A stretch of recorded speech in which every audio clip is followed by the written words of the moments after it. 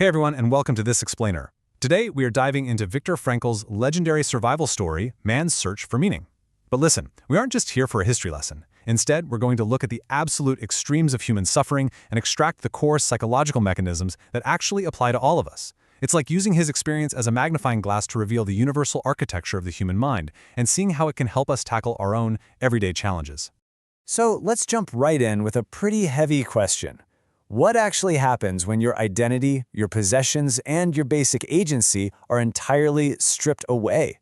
By treating the extreme, unfathomable environment of a concentration camp as this ultimate psychological pressure cooker, we can really start to see how the human brain adapts when pushed to absolute zero.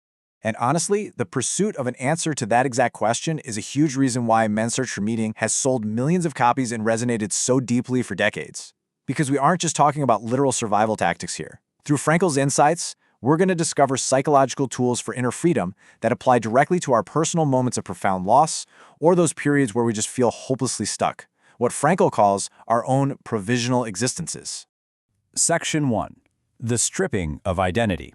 Okay, so to figure out how to rebuild the human spirit, we really have to start by exploring the immense psychological shock of losing everything that normally defines who we are.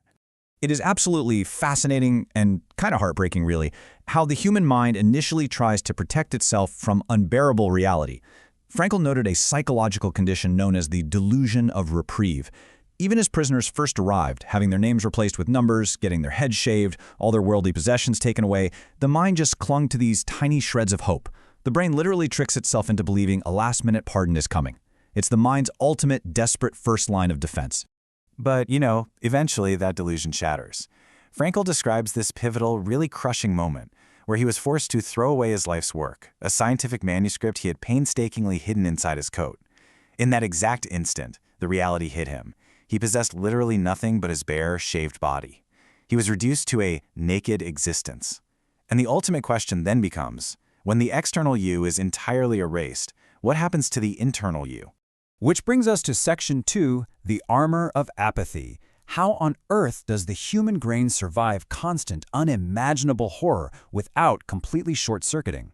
Well, Frankl actually mapped this out into 3 distinct mental phases. We just talked about the first one, shock, which is full of intense fear and that delusion of reprieve. But then, the mind forcefully shifts into apathy. As a prisoner became completely entrenched in the brutal daily routine, apathy kicked in as this necessary, protective shell against the daily torments.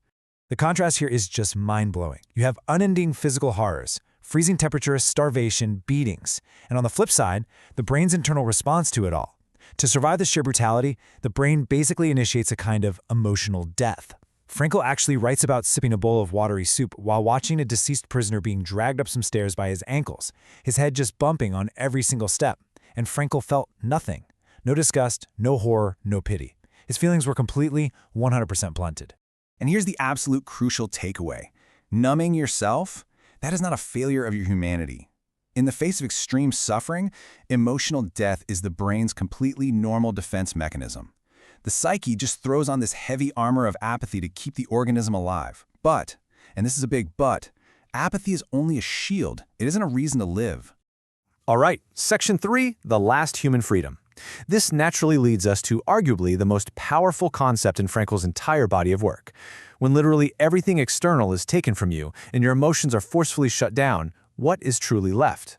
What remains is what we can call the unbreakable core. And honestly, this changes everything. The environment can absolutely dictate your physical state, sure, but it cannot dictate your inner independence. You always have the ultimate freedom to choose your attitude in any given set of circumstances. Frankl proved that we are not just accidental products of our biological or psychological environments. We have a choice. This idea is the absolute cornerstone of survival, and it's perfectly captured by a Nietzsche quote that Frankl went back to all the time. He who has a why to live for can bear almost any how. If you can manage to maintain a purpose, a why, you can survive the how, no matter how brutal or mundane or seemingly hopeless the conditions get. Your why acts as an anchor for your mind when the physical world is just pure chaos. Moving on to Section 4, Sources of Meaning in Desolation. Okay, so how do you actually find that why when everything is stripped away and you have zero physical comfort? Well, Frankl identified three primary sources of meaning. First, through your work or doing a significant deed. Second, through experiencing something or encountering someone. And most powerfully, through love. And third, by the specific attitude we take toward unavoidable suffering, like showing courage during incredibly difficult times. Stripped of their external lives, prisoners would retreat into a rich inner life, discovering that meaning doesn't actually require a comfortable environment at all. This right here is the ultimate triumph of the inner life over the outer world. Physically, the reality was nothing but desolate gray mud and frozen ground, but internally, the reality was vast. Frankl talks about marching in the freezing dawn, enduring grueling physical labor, all while silently conversing with the image of his wife. He realized that love goes so far beyond the physical person. It didn't even matter to him if he knew she was alive or not. Just the loving contemplation of her image gave him absolute fulfillment. It's beautiful, really. Now, I want you to think about how this applies directly to you right now. Frankl notes that suffering is kind of like a gas being pumped into an empty chamber. If you pump gas into a room, it fills the chamber completely and evenly, right? No matter how huge or tiny the room is. Well, in the exact same way, suffering completely fills the human soul, no matter how big or small the problem seems to the outside world. This is exactly why your everyday struggles are 100% valid and why these psychological tools apply directly to us. Section 5. Worthy of your suffering. This brings us to a pretty deep, personal reflection for all of us. Since suffering is just an ineradicable part of life, much like fate and death, how are we supposed to bear it? Frankl points to this incredibly profound quote by Dostoevsky. And I know, it sounds almost backwards, right? To be worthy of suffering? But the way we choose to bear our individual burdens, our attitude in the face of our own unique struggles, that's what gives us the chance to add deeper meaning to our lives. It is literally the ultimate test of our inner freedom. When you're faced with a terrible destiny, or honestly, even just a really frustrating daily challenge, do you retain your dignity, or do you let the environment break your character? This ties perfectly into what Frankl calls a provisional existence, an existence with an unknown limit. In the camps, it was the agony of not knowing if or when release would ever come. But Frankl explicitly compares this to modern struggles too. Think about an unemployed worker, someone fighting a prolonged illness, or just a period of really deep life uncertainty.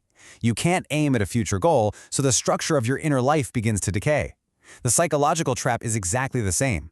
That is why actively choosing an inner purpose, finding your why, is absolutely vital to keeping your spirit intact today. So, look, while thankfully most of us will never ever face the literal horrors of a concentration camp, Frankl's insights provide a totally timeless universal blueprint. By understanding our mind's capacity for delusion, its protective armor of apathy, and its incredible ability to retreat into a rich inner life of love and meaning, we basically have a manual for maintaining our dignity and our inner freedom during our own darkest days and provisional existences. I really want to leave you with this final provocative thought. You cannot always control what happens to you in this life, but your attitude, that is your ultimate untouchable domain. Thank you so much for joining this explainer. I really hope it helps you find your own why. And remember, the choice of your response is always yours. See you next time.